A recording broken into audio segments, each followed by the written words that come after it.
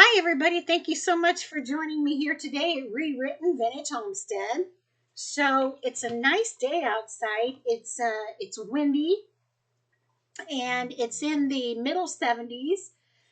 And I was ready to read another chapter of our book, The Dollmaker by Harriette Arnow. However, we are being invaded by cicadas.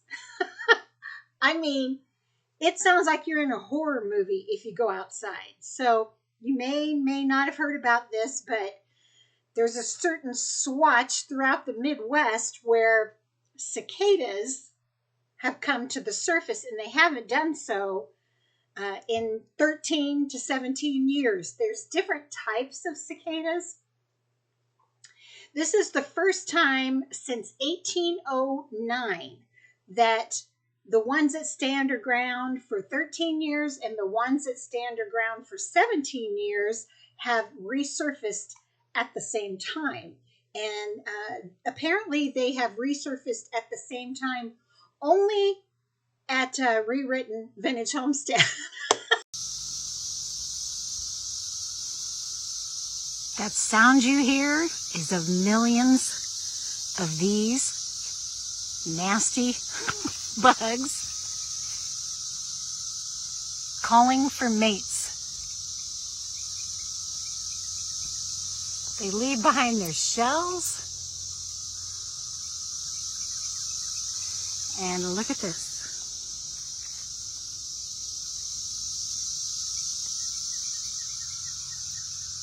Ugh. Because I have driven up and down my neighborhood. I don't see them on my neighbor's trees. I can hear them in the forest. We are covered. And so apparently I had to do a little research on these little boogers. But apparently they live underground and they feed off of tree roots and probably other matter underground. They live under there for, like I said, 13 to 17 years. Then they come to the surface, and their whole purpose for coming to the surface is to mate. They go up in the trees and they make this noise, very loud noise, to call the opposite sex to come and mate. When they do mate, they only live about 2 or 3 weeks after that. And then their babies will fall from the trees and bushes and plants and go right back into the dirt for another 13 to 17 years. So this is supposed to go on until about the middle or the end of June. I don't know if I can stand it. For one, they're nasty. Number 2, they're loud. And number 3, I cannot keep Marshall from eating them. He thinks it's some kind of delicacy or something. So I researched, and apparently it's not harmful, and even people have eaten them before. But it's really nasty, and I knew you guys wouldn't be able to hear me over the cicadas, so we're just going to read in here. So let's settle in, and we are on chapter 10. She'd done a thing she'd never done in all her life, slept till past sunrise. The sun was in her eyes, and Lizzie was bawling, but it was way past milking time. She was way late, but she couldn't get out of bed. Her legs ached, and on one side she was cold, but on the other she was steamy hot and sweaty. She rose swiftly. She better milk even before she built the fire. Something hit her on the head. Cassie moaned and whimpered, almost skidding from her lap, but she did not waken. Gertie caught her shoulder, wakened enough to realize she had hit her head on the iron baggage rack above her. Once more, as she had done for hours, she pressed her big body as far back in the seat as possible and against the window, where in spite of 2 thicknesses of glass, the cold, like water trickling, seeped into her hip so that it ached from the cold as her arms ached from weariness. She had held Amos and Cassie, one on either knee, all the way from Cincinnati to make room for Enoch and Clyde, wedged into the other half of the red plush seat. She looked quickly about for Reuben and found him only after what seemed like a long search in the dim light. He was on the arm of the seat right in front of them, but across the aisle. Asleep, she thought, his head bowed on his arm along the seat back, like the little sailor, not much bigger than Reuben, on the arm of their seat by Clyde. The sailor's hat had fallen on Clyde's lap. His head nodded, touching at times her shoulder, but sleeping or waking Gertie couldn't tell, for always he clasped with both hands the back of the seat. It was the new suit that had made Reuben seem a little stranger. Her mother had ordered it, as she had ordered the rest of their clothing, and paid for it with Henley's money. All that seemed so long ago, but it couldn't have been more than 2 weeks back. For only 2 days after her mother's visit, there'd come a letter from Clovis. He'd found a place, and he wanted them to come. So they're on their way to Detroit. Still, it seemed so long ago. Everything so long ago and far away. The other train, this train, even the dimming of the lights when all the people, the loud talking, laughing soldiermen and sailors and soldier girls, the crying babies, the puking, the whining children, the red-necked, loose-jointed older men in overall pants, so new that they had smelled of the dye, the women in rayon dresses and muddy shoes, almost all with children in their laps. All, both black and white, had gone to sleep. She nodded, her head jolting with the motion of the train. Maybe she was dreaming. In a minute she would jump out of bed and hurry to the spring, for it was moving day, and she had a lot of work to do. She'd go outside and smell the good clean air.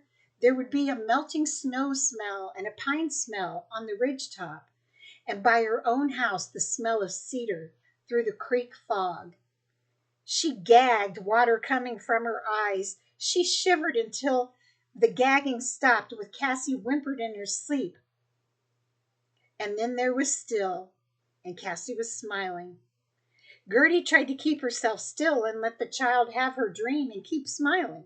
She struggled to hold back the stuff rising in her mouth. She tried not to breathe the air that was like a stinking rotten dough pushed up from her nose and down her throat.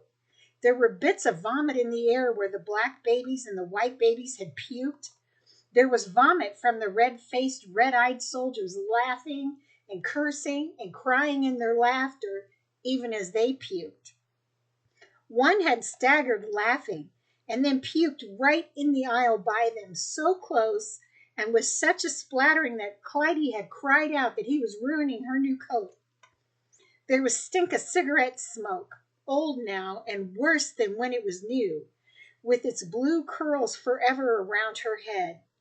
Mixed in it were smells of wet babies, of stale soda biscuit from Alabama, fried fresh hot meat from Georgia, all old and smelly now in the too hot car, but still less strong than the smell of too many bodies all shut up together. No matter how much they laughed and joked and drunk, there was on them all the fierce sweat smell like she'd smelled in Samuel's store. She smelled it on herself, and it felt oozy on her hands. She was a coward, worse than any of the others. If she could have stood up to her mother and God and Clovis and old John, she'd have been back in her own house right now. Oh, if she was only back with that money in her pocket, she'd say no to all of them and move to her farm, sin or no. She straightened and sat unseeing. Her hands were fist across the bodies of her children, but they slept on, limp heads jolting with the steel wheels as they clicked over the steel rails. She got up and with some difficulty turned herself about enough to lay the children on the seat.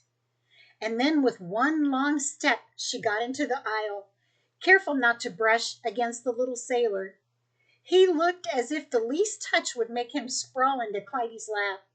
She hurried on, her big body seeming even bigger, more awkward in the narrow aisle, flung this way and that by the rushing of the train.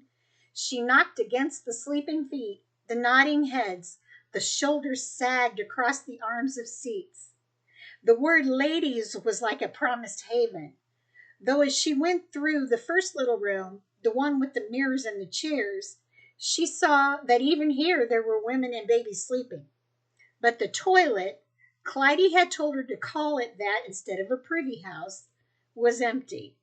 She flung up the toilet seat, knelt, and vomited.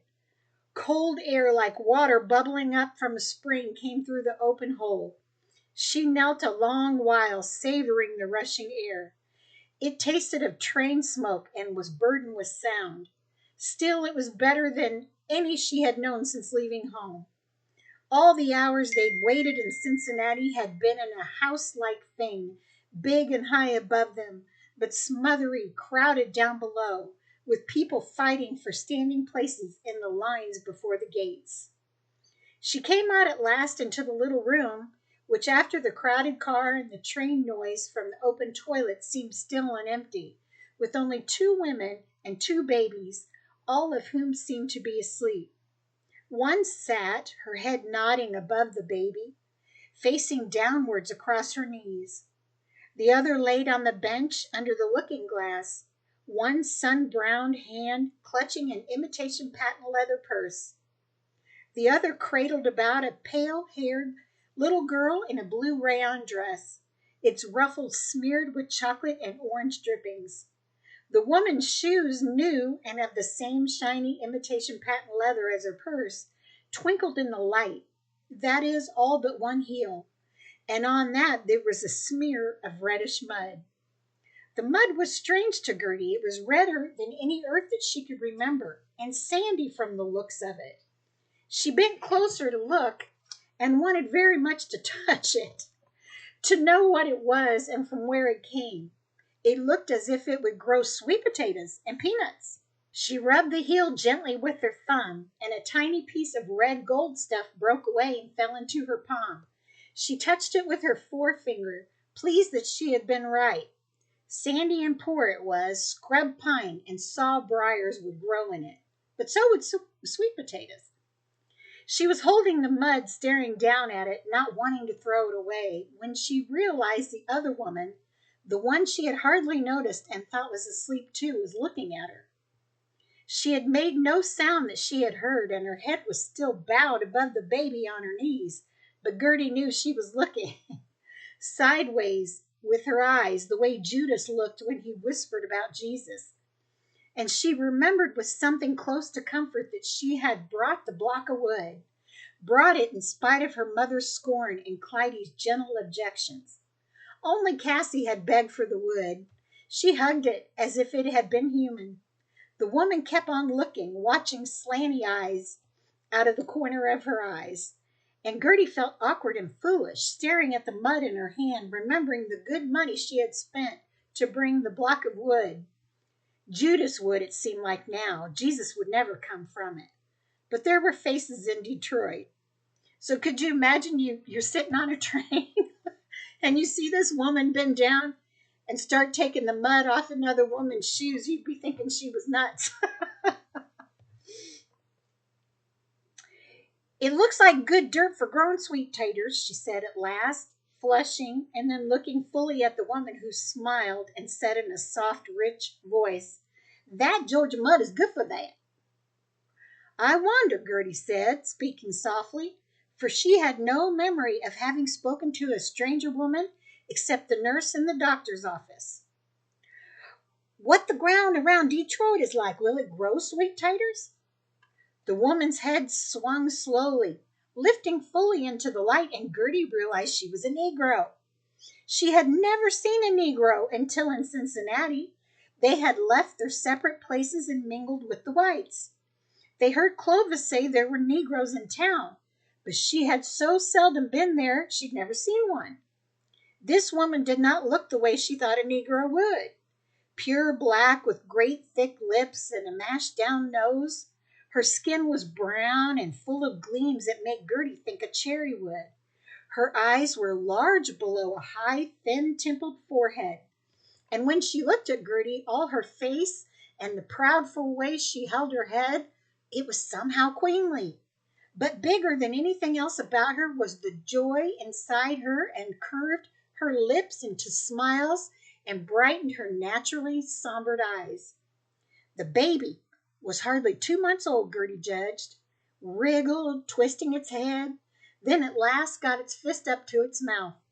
The woman's smile widened, danced through her eyes and across her forehead as she chucked it gently under the chin. Now don't you go a-falling off my lap, you little booger, you. She looked at Gertie, then back to the baby. She ain't been a-sleeping so good, poor thing. She's been a-sleeping on my knees this way since the day before yesterday. She'll be all right, Gertie said. I'll bet she misses her bed less'n you do. She misses her grandma singing, that's what she misses way up in here. And I ain't so good at a singer. Gertie nodded. Upon the willows in the midst thereof we hanged our harps, and they wasted us, required of us mirth, saying, Sing unto one of the songs of Zion. But how shall we sing in the Lord's song in such a strange land? And then she blushed. She hadn't meant to say that, but it had run in her head so since early this morning on the other train when Cassie had wanted her to sing right before a train full of people. Them's pretty words, the other said, and then added somewhat defiantly, Oh, but don't feel wasted. Detroit's going to be nice. A brooding, remembering look came into her eyes, but smiles shadowed it when she looked down at the baby. She can go to a good school, and when she's sick, there'll be hospitals like her. There'll be hospitals for her. She had looked at Gertie and remembered, like for anybody else, she'll have a better raising than her mammy or her pappy had. And the joy came over her and would not let her be still. So she seized the child, half sleeping as it was, and swung it above her head, smiling at it, shaking it playfully, begging with her eyes for it to share in her joy. And when it could not, she turned again to the silently watching Gertie. My man's got a place for me, rent paid for a month. The street's in a place they call Paradise Valley, he wrote me. Paradise Valley, she whispered to the baby. The baby was too little to smile back, but Gertie managed to smile for the woman, though it seemed so long ago that she had felt as the woman felt now, going to a place that would be paradise. Paradise. It was a pretty word. She never thought of how pretty it was until now.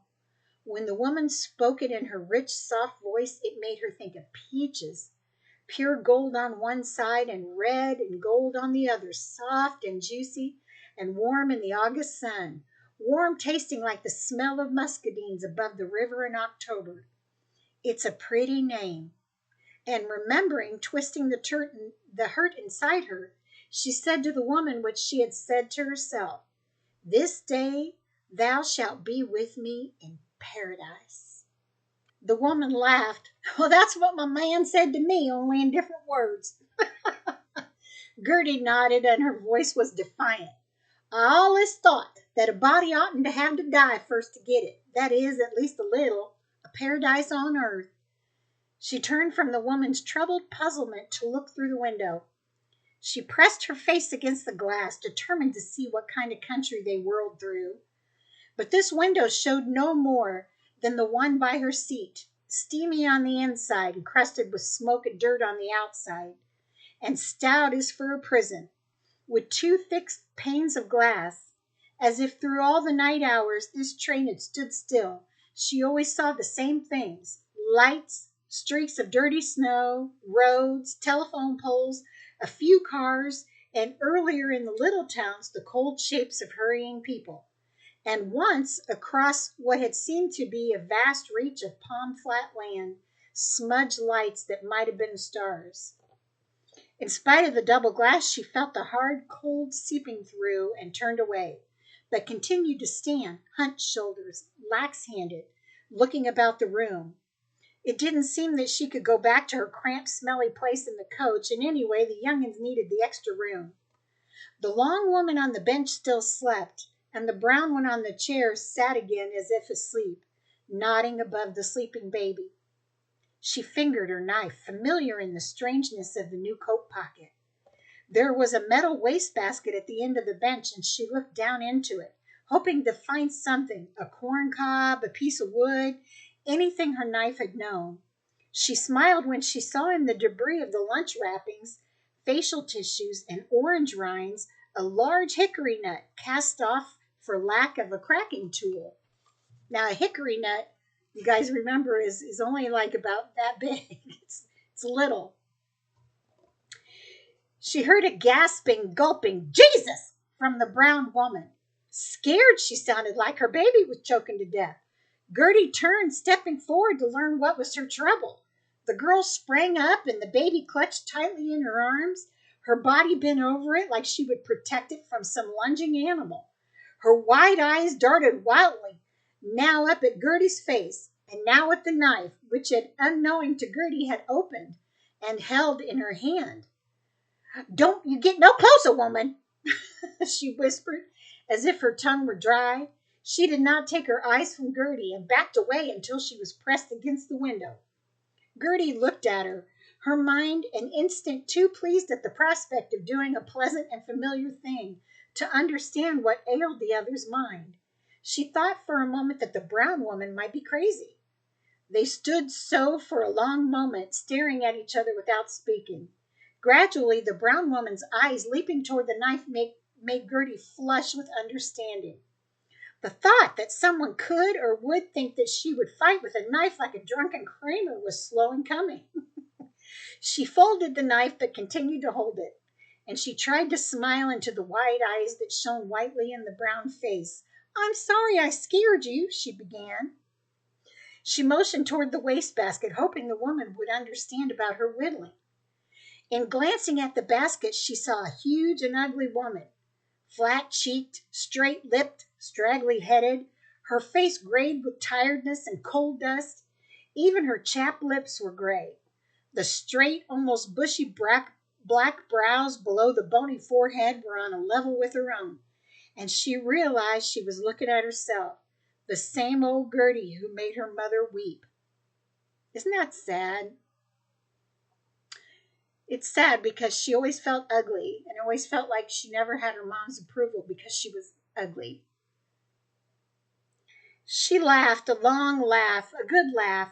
It seemed she couldn't remember the last time she laughed, and it wasn't since Henley corn planting time when Henley went away. The big, gray-faced woman was uglier laughing than sober. Her teeth shone whitely behind her gray lips. She laughed the harder, watching the big woman brush back her straight, lank hair with a bended arm, but conscious that the brown woman was still staring at her, though now seeming more puzzled than afraid. Gertie held up the hickory nut, hidden until now in her great hand. I don't wonder, she said, speaking into the mirror, but that a stranger woman like you is a fear to me. I just happened to see myself and scared myself.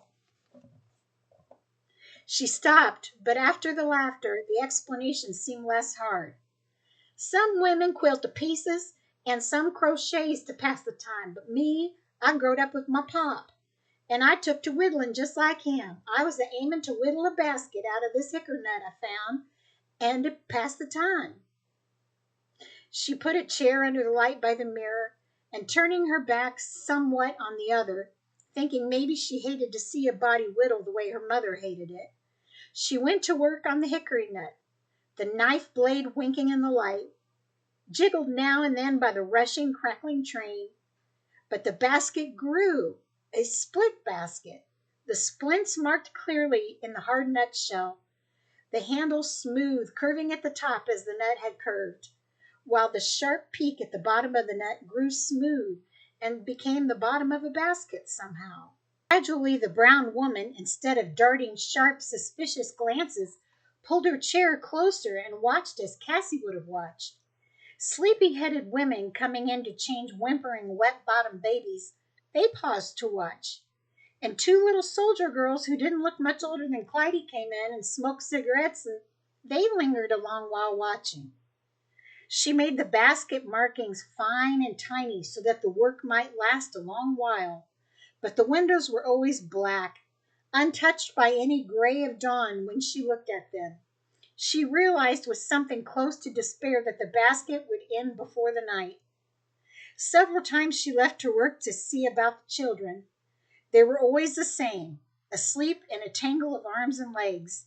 The little sailor slept with his head on Clyde's shoulder, and Clyde clung to his upper arm, dreaming. Gertie guessed it was Cassie back home, forever about to slide out of the high feather bed. The rest of the cars slept the smelly, moaning, coughing, muttering sleep of cattle penned too closely in a strange barn.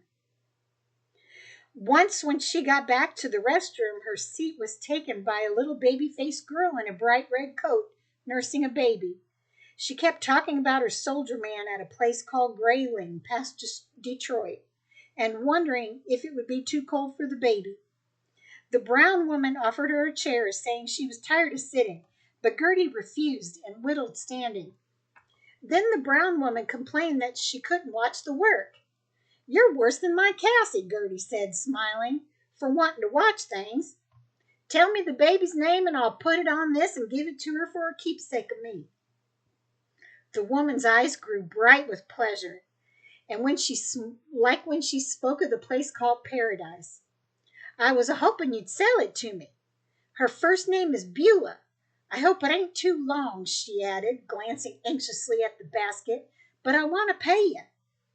"Pay for whittling foolishness!" Gertie looked at her in amazement. The girl nodded. "I bet you can make a big money whittling.